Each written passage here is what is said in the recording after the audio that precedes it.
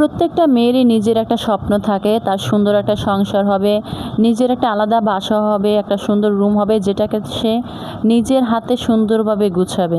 আসসালামু আলাইকুম সবাইকে, সুন্দর একটা ব্লগ ভিডিওতে আপনাদের সবাইকে স্বাগতম। আজকে তোমাদের সাথে শেয়ার করব আজকে আমি সারাদিন কি কাজ করি এবং একটা মেয়ের বিয়ের পর কি স্বপ্ন থাকে। তো সকালবেলা ঘুম থেকে উঠে আমি ফ্রেশ হয়ে তারপর পাস্তা রান্না করি, সেগুলো দিয়ে নাস্তা করি। এরপর দুপুরের জন্য পোয়া মাছ ভুনা করি, তারপরে অন্য সাইডে ছিল ভাত। আজকে আমার রুমটাকে আমি সুন্দরভাবে গুছিয়ে নেব। আমার অনেক দিনের ইচ্ছা ছিল আমার বাসায় একটা আলমারি হবে, সেটা দামি হোক বা কম দামি তাতে কোনো সমস্যা নেই, কিন্তু আমার পছন্দের সব জিনিসগুলো যাতে আমি সেই আলমারির ভিতরে রাখতে পারি। আমার হাজব্যান্ড আমার জন্য একটা আলমারি কিনে নিয়ে আসে অনেক দিন পরে।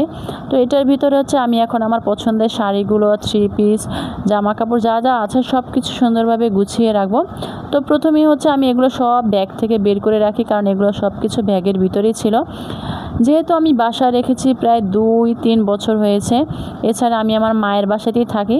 বাসায় রাখার পরেও আমি আমার মায়ের বাসাতেই থাকি। তো যাই হোক, নিজের বাসা যেহেতু আছে, আস্তে আস্তে করে অল্প অল্প সব মাল জিনিস কিনতে হবে। আর আমার বাসায় প্রায় অর্ধেক মালামালি আমার মায়ের দেওয়া। তো এখন আমি এই শাড়িগুলোকে সুন্দরভাবে গুছিয়ে রাখবো। শাড়ি গুছানো শেষ হলে তারপরে আমি আমার থ্রি পিসগুলো রাখবো। শাড়িগুলো দেখে এত পরিমাণে ভালো লাগতেছে। শাড়ি প্রত্যেকটা মেয়েরই ইমোশন। আমার কাছে শাড়ি অনেক ভালো লাগে। শাড়ি পরার থেকে বেশি ভালো লাগে শাড়িগুলোকে সুন্দরভাবে গুছিয়ে রাখা। তো যাক, অবশেষে আমার শাড়িগুলো গুছিয়ে রাখা হয়ে গেছে। এখন আমি সুন্দর করে আমার থ্রি পিসগুলো রাখবো, সবগুলো মিলে তারপর রাখতে হবে। আর এখানে আমার জামা কাপড় অনেক কম আছে, কারণ আমার জামা কাপড়গুলো গ্রামে রেখে এসেছি। যেহেতু প্রত্যেক মাসেই আমাদের 2-3 বার গ্রামে যাওয়া আসা হয়, এই জন্য বারবার ব্যাগ নিয়ে আসা নিয়ে যাওয়া এটা অনেক সমস্যা হয় আমাদের জন্য। তো এই জন্য আমি আমার জামা কাপড়ের ব্যাগ গ্রামে রেখে এসেছি। তো এখানে আমার যা যা ছিল সেগুলোই আমি সুন্দরভাবে যত্ন করে রেখে দিচ্ছি। তো এক সাইডে আমার জামা কাপড় রাখা শেষ, এখন অন্য সাইডে আমার হাজব্যান্ডের জামা কাপড়গুলো রেখে দেব। যেহেতু সে ছেলে মানুষ, তার বেশি তেমন কোনো জামা কাপড় নেই, অল্পই ছিল, এগুলোকে সুন্দরভাবে গুছিয়ে রাখলাম। এরপর আমার বাসার ফ্যানটাকে আজকে ক্লিন করব। বাসায় না থাকতে ফ্যানের ভিতরে অনেক ময়লা হয়েছে, আর ময়লার কারণে ফ্যানের বাতাস অনেক কম লাগে। আমি আমার মায়ের বাসায় একদম সকালবেলা ঘুম থেকে উঠে চলে যাই, আবার রাত্রে আসি। তো যাদের মার বাসা কাছে আছে, তাদের যে কি একটা শান্তি বলে বোঝানোর মতো না। সারাদিন মার বাসা থাকলে তো হবে না, নিজের বাসাটাকে একটু সুন্দরভাবে গুছিয়ে রাখতে হবে। তো এখন আমি ফ্যানটাকে একদম ক্লিন করে মুছে নিয়েছি। এখন আমার বিছানাটা গুছানোর পালা। বিছানাটা একদম নোংরা হয়ে আছে, আর যেহেতু আজকে আলমারিটা গুছিয়েছি, একদম সব কিছু এলোমেলো ময়লা আবর্জনায় ভরে গেছে। এখন আমি সুন্দর করে এটাকে ক্লিন করব। আর এর ফাঁকে আমার ছেলেকে আমার মার বাসায় রেখে এসেছি, কারণ তা না হলেও ময়লার ভিতরে অনেক দৌড়াদৌড়ি করতো, দুষ্টামি করতো।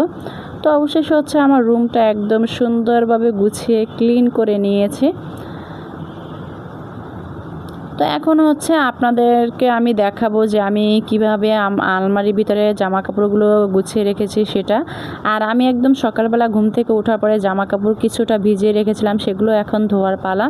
যেহেতু আমার হাজব্যান্ডের জামা কাপড় অনেকটা জমে গেছে, সেগুলো ময়লা হয়েছে, সেগুলো এখন ধুতে হবে। এই যে দেখেন, আলমারির এক সাইডে আমার আর আমার ছেলের জামা কাপড় রেখেছি, আর অন্য সাইডে আমার হাজব্যান্ডের জামা কাপড় রেখেছি। তো দেখতে অনেক সুন্দর লাগছে। আর এখন আমার রুম গুছানো কমপ্লিট। এখন আমি বাইরে আমার যে কাজগুলো করা বাকি আছে সেগুলো আমি করে ফেলবো। তো প্রথমেই আমি সকালে যে জামা কাপড়গুলো ছিল নোংরা, সেগুলো এখন আমি এগুলো ভিজিয়ে নেব বালতির ভিতরে। জামা কাপড় ভিজানো হয়ে গেলে আর সকালে যেগুলো রেখেছিলাম সেগুলো ধুয়ে নেব, আর এগুলো ততক্ষণে একটু ভিজতে থাকুক। এই যে দেখেন, আমি জামা কাপড়গুলো ধুয়ে নিয়েছি। আর আজকে এত পরিমাণে জামা কাপড় ধুয়েছি, এখানে দেখেন, এখানে অনেকগুলো শার্ট গেঞ্জি আমি আগেই ধুয়ে শুকা দিয়ে দিয়েছি। তো বিকেলের জন্য এরপরে আমি এখানে চিপস ভাজা আমার খেতে অনেক ভালো লাগে। এরপরে খেয়েছিলাম মুড়ি মাখা। তো আজকের ভিডিওটা ছিল এই পর্যন্ত। আপনাদের কাছে কেমন লেগেছে অবশ্যই কমেন্ট করে জানাবেন। আর যারা এখন আমার চ্যানেলটি সাবস্ক্রাইব করে দেন না, অবশ্যই আমার চ্যানেলটা সাবস্ক্রাইব করে দেবেন। সবাই ভালো থাকবেন, সুস্থ থাকবেন। আল্লাহ হাফেজ।